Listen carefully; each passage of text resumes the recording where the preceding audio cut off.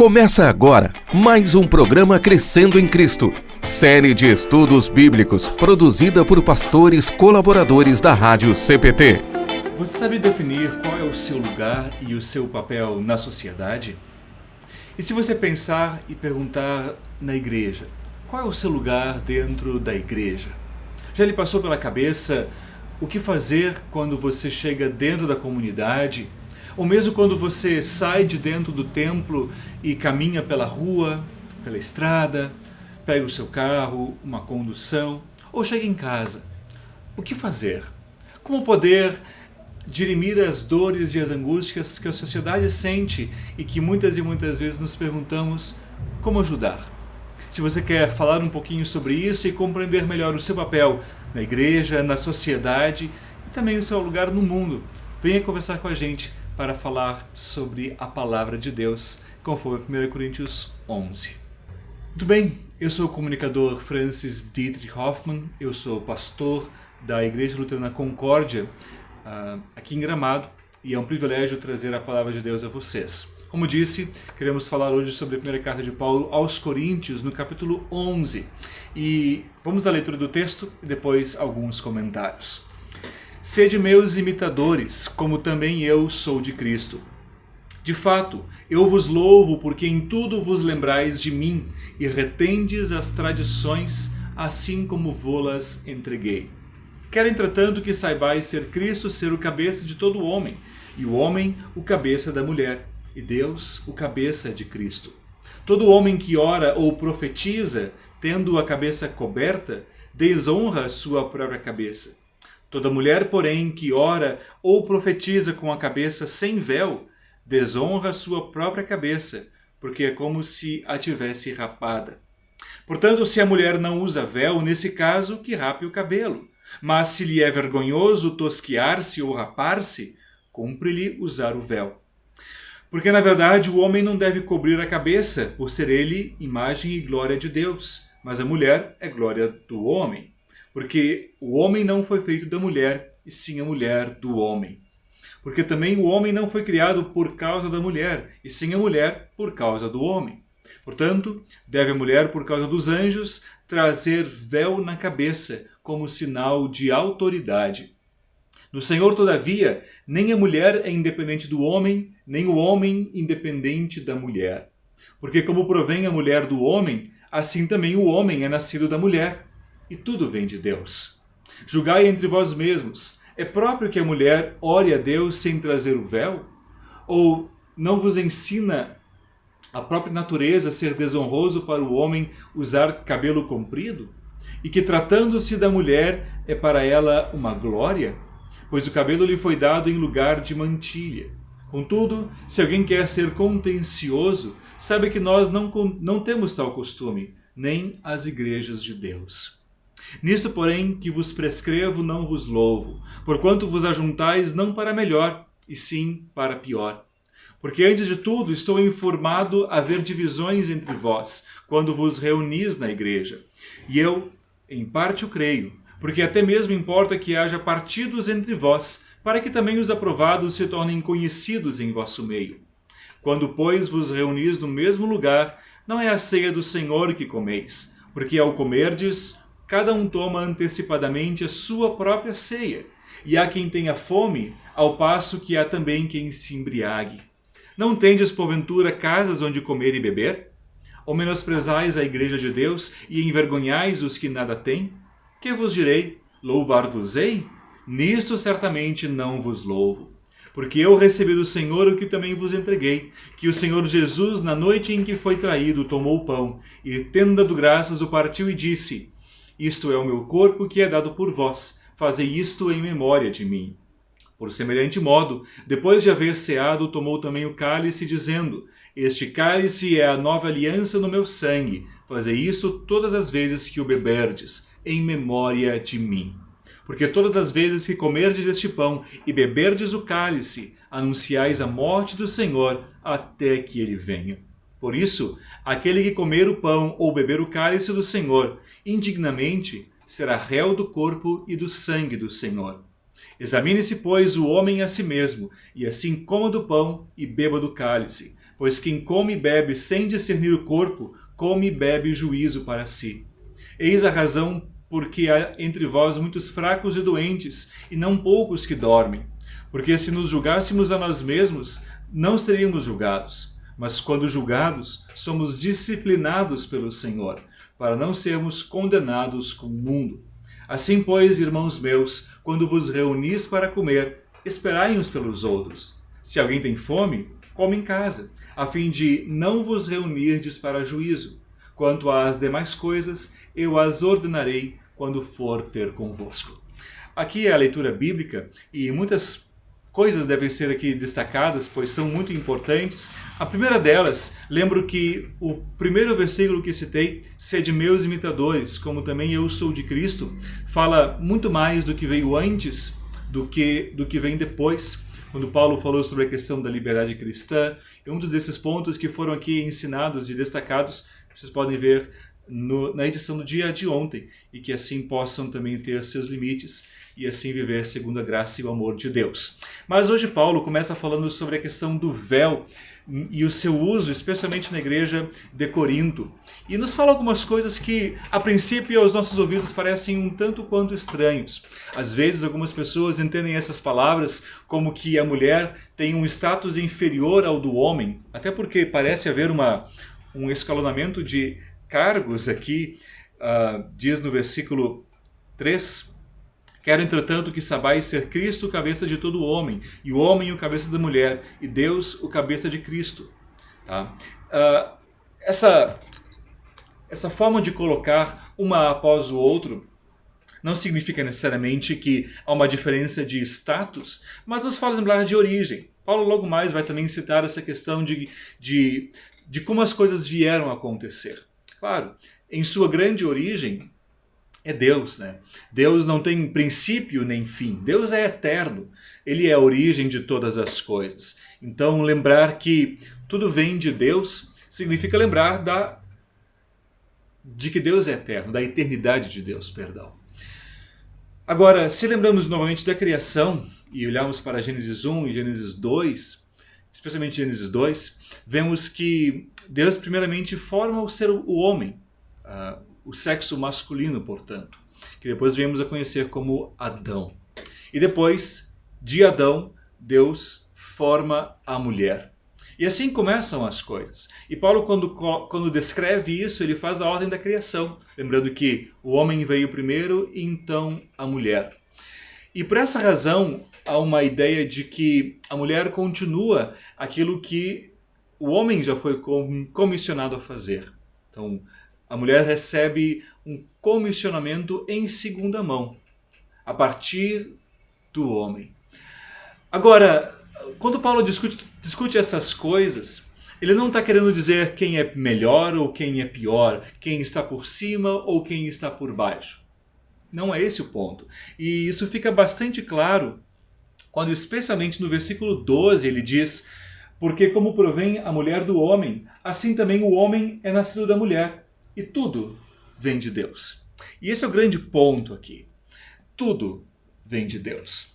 Tanto o homem vem de Deus, quanto a mulher vem de Deus. E jamais nos cabe ficar aqui determinando quem é melhor ou quem é pior, porque a Bíblia nos proíbe de fazer isso. Agora, quando Deus fala com nós, seres humanos, Ele usa a linguagem humana. Ele nos faz lembrar que nós estamos inseridos em uma cultura própria, em que temos nossos princípios, nossos valores. Até mesmo essa questão do véu que Paulo aqui cita, é preciso entender claramente o contexto daquilo que está sendo feito, daquilo que era comum no Império Romano. O uso do véu era algo bastante distinto às mulheres. Eram as mulheres que usavam o véu. E Paulo usa essa expressão para lembrar que o homem e a mulher não são a mesma coisa. Veja, Deus cria cada um com a sua peculiaridade. E isso é obra de Deus, é graça de Deus, que faz com que cada um seja peculiar, único. E quando Deus trabalha dessa maneira única com cada uma das pessoas, Ele nos faz lembrar, olha, por que nós às vezes nos esquecemos disso? Por que queremos ser igual ao outro se Deus nos criou sendo únicos?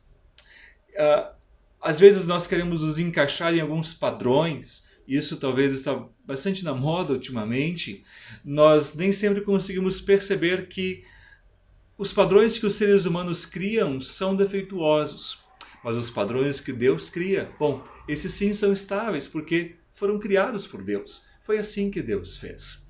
E quando olhamos, portanto, para a distinção entre homem e mulher, a distinção não nos permite falar em escala de valores, mas nos permite sim falar do nosso lugar na sociedade. Quem nós somos diante do mundo. E por mais que muitas e muitas pessoas queiram nos fazer engolir muitas coisas, queiram nos fazer pensar de um modo como numa caixa, né? Deus nos faz lembrar que nós somos criados assim como nós somos. Deus nos criou como homem e mulher. Deus nos criou como indivíduos, como seres com peculiaridades muito próprias. E é neste ponto que Paulo trabalha, nos fazendo lembrar desse nosso caráter único diante da sociedade. E ao invés de ficarmos agora dizendo se homem ou mulher é melhor, Paulo nos lembra, acabem com essa discussão tola. Afinal de contas, tudo vem de Deus. Porque em primeiro lugar a mulher veio do homem, é verdade. Mas hoje, todo homem e toda mulher nasce de uma mulher. E assim, interrompe qualquer discussão que possa haver na sociedade. E isso Paulo agora nos faz, de modo bastante gentil, nos traz para junto da nossa realidade diante de Deus. Se por um lado, a nossa vida é vivida diante da sociedade, a qual nós temos que, dia a dia, tentar perceber nosso lugar, tentar entender qual é a nossa função nessa sociedade, lembramos que nossa vida também está diante de Deus. Há muitas pessoas que talvez não reconheçam isso, mas não tira o fato de que Deus ainda governa o mundo, de que nós somos criaturas de Deus e que Deus, portanto, quer nos dar da sua graça e do seu favor. E Paulo gentilmente fala de um assunto tão importante que é a Santa Ceia. Ele fala repreendendo a comunidade de Corinto, sim, porque o problema é que eles se esqueceram uns dos outros. Ele até diz, olha, cada um toma a sua própria ceia. Vocês estão se esquecendo uns dos outros, que vocês são uma comunidade, que ninguém vive em comunidade isoladamente. Mesmo em tempos de pandemia, como aqui vivemos, e de isolamento social, não existe isolamento para com Deus e também não existe isolamento para a comunidade cristã.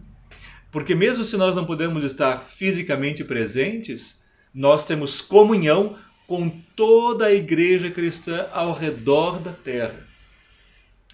E em certo sentido lembramos da comunhão também até mesmo com aqueles que já partiram.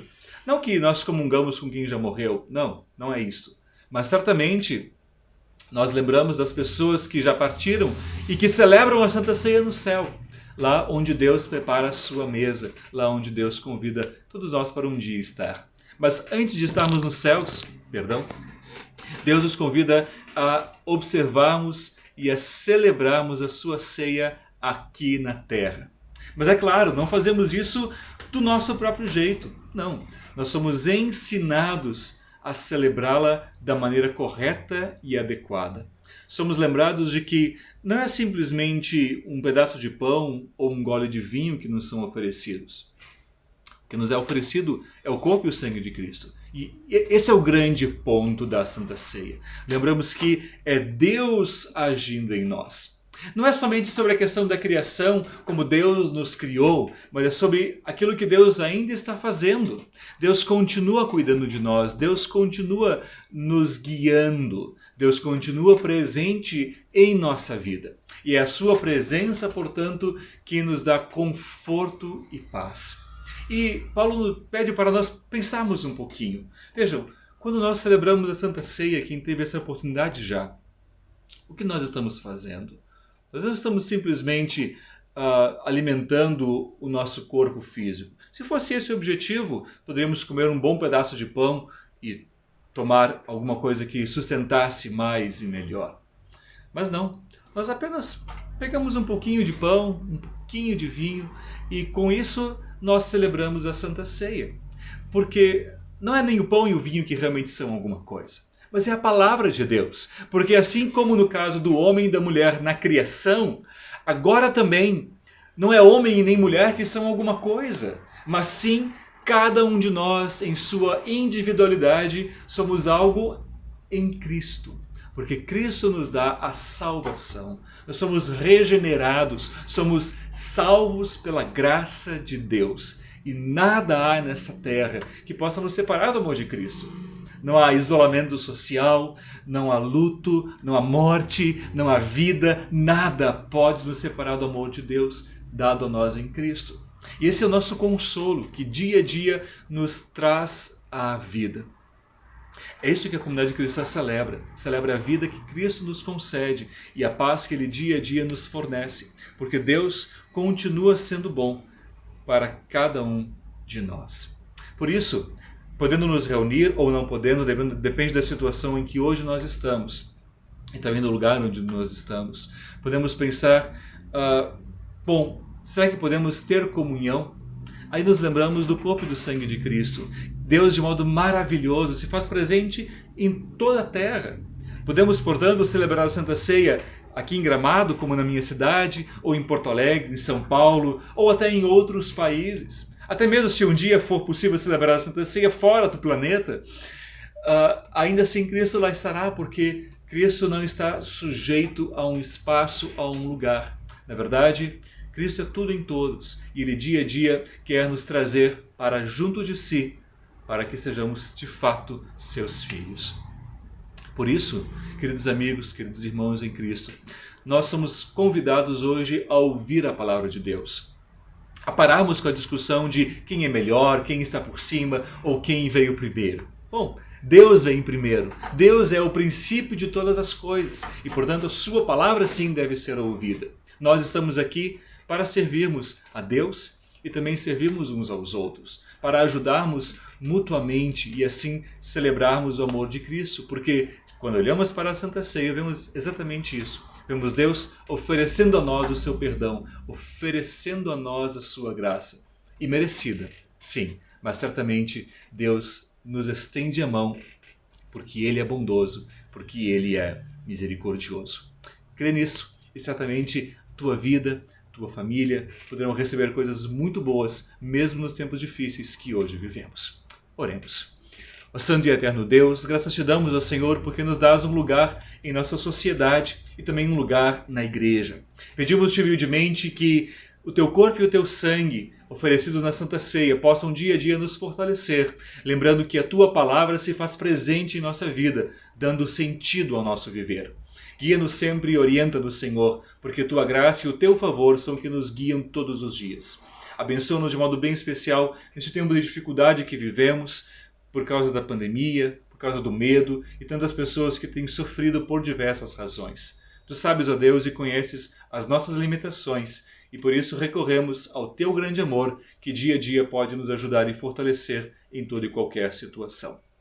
Abençoe o nosso país, abençoe o nosso planeta, para que possamos dia a dia reconhecer o teu senhorio e lembrar que és bondoso e misericordioso para sempre nos ajudar. Guia-nos e orienta-nos segundo o teu querer. Esse é o pedido que fazemos a ti, em nome de Cristo, nosso Salvador. Amém. Muito obrigado, que Deus abençoe cada um de vocês e fiquem à vontade para continuar participando da nossa rádio e de nossas programações. Que Deus abençoe e proteja você hoje e sempre. Amém. Acompanhe este e outros programas em radiocpt.com.br.